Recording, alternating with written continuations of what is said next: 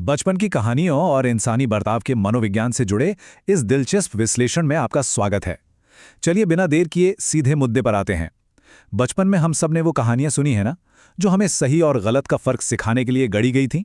लेकिन क्या हमने कभी ये सोचा है कि जिन कहानियों को हम सदियों से एक अचूक नुस्खा मानते आए हैं, क्या वो वाकई बच्चों के दिमाग पर वैसा ही असर डालती हैं जैसा हम सोचते हैं? आज हम इसी बात का वैज्ञानिक टेस्ट करने वाले हैं, और सच मानिए, नतीजा आपको हैरान कर देंगे। पीढ़ियों से बच्चों को डराकर ईमानदारी का पाठ पढ़ाने की कोशिश की जाती रही है, जैसे कि झूठ बोलोगे तो पिनोकियो की तरह नाक लंबी हो जाएगी, या फिर उस भेड़िया आया वाले लड़के की तरह मुसीबत में कोई मदद के लिए नहीं आएगा। देखा जाए तो इन कहानियों के पीछे एक गहरा डर छिपा है। ये मान लिया गया था कि डर पर आधारित ये किस्से नैतिकता सिखाने का सबसे अचूक तरीका है। लेकिन विज्ञान और आधुनिक मनोवैज्ञानिक शोध इस पुरानी धारणा को पूरी तरह से पलट कर रख देते हैं। तो आइए शुरुआत करते हैं अपने पहले भाग से, अच्छे कर्मों की कहानियां और सहानुभूति का निर्माण। सहानुभूति की बात हो और मुंशी प्रेमचंद की मशहूर कहानी ईदगाह का जिक्र ना आए, ऐसा तो हो ही नहीं सकता। ये कहानी हामिद नाम के एक अनाथ और बेहद गरीब बच्चे की है। ईद के मेले में जहां उसके सारे दोस्त अपने पैसों से खिलौने और मिठाइयां ले रहे होते हैं, हामिद अपनी उस पल भर की खुशी को छोड़ देता है। वो अपने उन गिने चुने 3 पैसों से अपनी दादी के लिए एक लोहे का चिमटा खरीदता है, ताकि रोटियां सेकते वक्त उनकी उंगलियां न जले। निस्वार्थ प्रेम और गहरी सहानुभूति का इससे बेहतरीन उदाहरण और क्या हो सकता है? दिलचस्प बात यह है कि दुनिया भर की संस्कृतियां इसी तरह की कहानियों का इस्तेमाल बच्चों की शुरुआती परवरिश में करती हैं। उदाहरण के लिए, एक बड़ी मशहूर उर्दू कथा है जिसमें एक बेरोजगार लड़का सड़क पर एक बुजुर्ग की बिना किसी स्वार्थ के मदद करता है।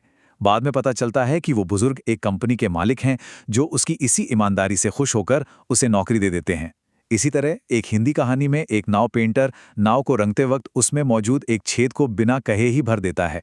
जब नाव का मालिक अपने बच्चों को उसी नाव में सुरक्षित वापस लौटते देखता है, तो वो पेंटर को उसकी इस छोटी सी लेकिन जान बचाने वाली दयालुता के लिए एक बहुत बड़ा इनाम देता है।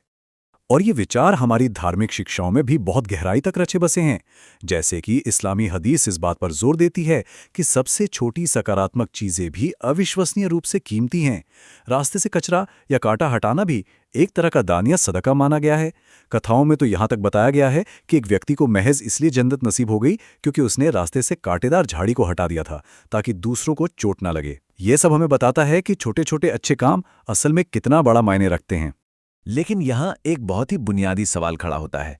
हमारे पास ये सारी खूबसूरत सांस्कृतिक और धार्मिक कहानियां तो मौजूद हैं, पर क्या इन्हें सुनने वालों के असल बर्ताव में कोई ठोस बदलाव आता है? क्या सिर्फ कहानियां सुनने भर से बच्चे असल जिंदगी में सच बोलना और दूसरों की मदद करना सीख जाते हैं? चलिए अब इसे थोड़े वैज्ञानिक नजरिए से समझने की कोशिश करते हैं। ये हमें हमारे दूसरे भाग की तरफ ले जाता है, सहानुभूति का विज्ञान।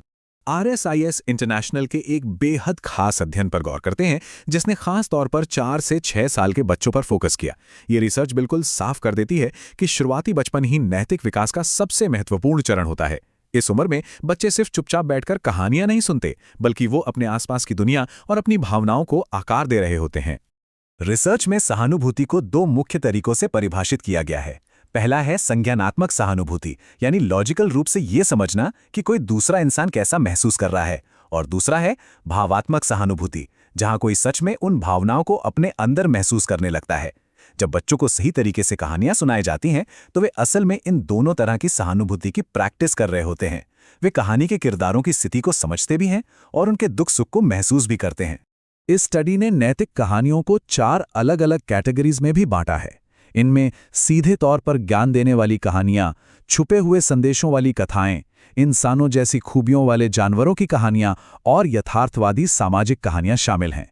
लेकिन सबसे अहम बात जो सामने आई वो ये थी कि यथार्थवादी कहानियां, यानी वो कहानियां जिनमें बच्चों को अपने जैसी जानी पहचानी स्थितियां देखने को मिलती हैं, सहानुभूति विकसित करने में सबसे ज्यादा असरदार साबित होती हैं।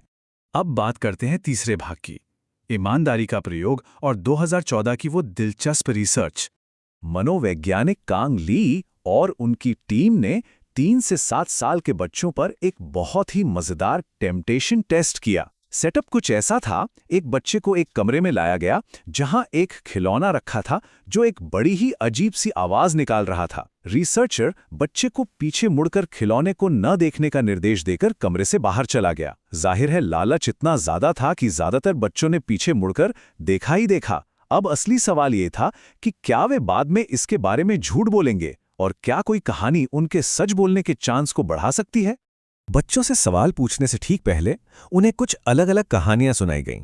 एक ग्रुप को पिनोकियो या भेड़िया आया जैसी कहानियां सुनाई गईं, जहां झूठ बोलने का अंजाम बहुत ही डरावना और नेगेटिव होता है। वहीं दूसरे ग्रुप को जॉर्ज वॉशिंगटन और चेरी का पेड़ की कहानी सुनाई गई, जहां सच बोलने पर जॉर्ज के पिता उसे डांटने के बजाय उसकी ईमानदारी की तारीफ करते हैं। तो यहां सीधा मुकाबला था डर और सकारात्मक इनाम के बीच।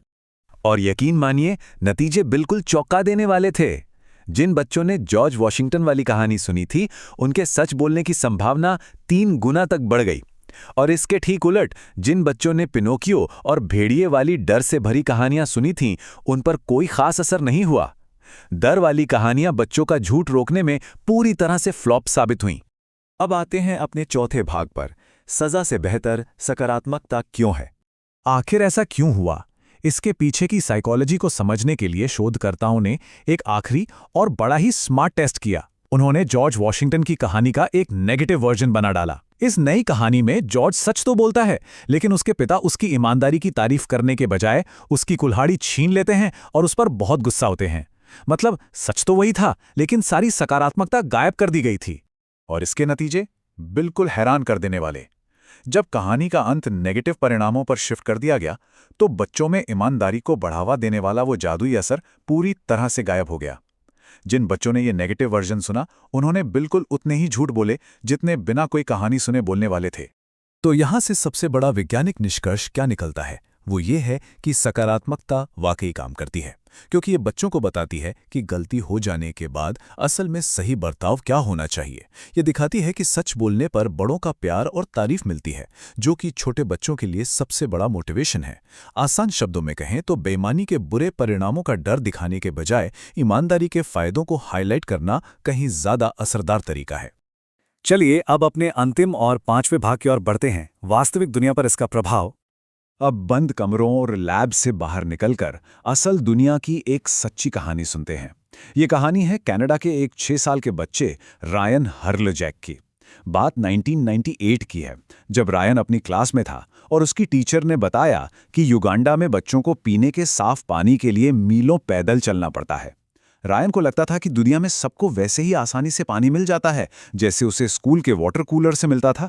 इस एकदम सच्ची और नई जानकारी ने उसके अंदर इतनी गहरी सहानुभूति जगाई कि उसने कुछ करने की ठान ली। रायन का ये सफर हमें दिखाता है कि कैसे एक यथार्थवादी सकारात्मक सोच कितना बड़ा रूप ले सकती है। शुरू में रायन को लगा कि युगांडा में एक कुआं बनाने में $70 का खर्च आएगा, तो उसने क्या किया? उसने 4 महीने तक घर के एक्स्ट्रा काम करके वो पैसे जुटाए।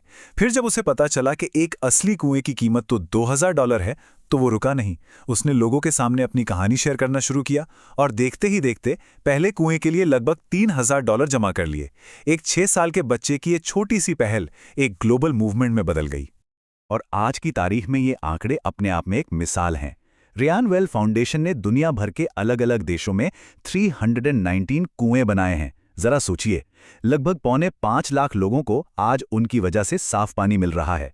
ये इस बात का जीता जागता सबूत है कि पॉजिटिविटी और सहानुभूति से भरे युवा दिमाग सचमुच दुनिया की तस्वीर बदल सकते हैं।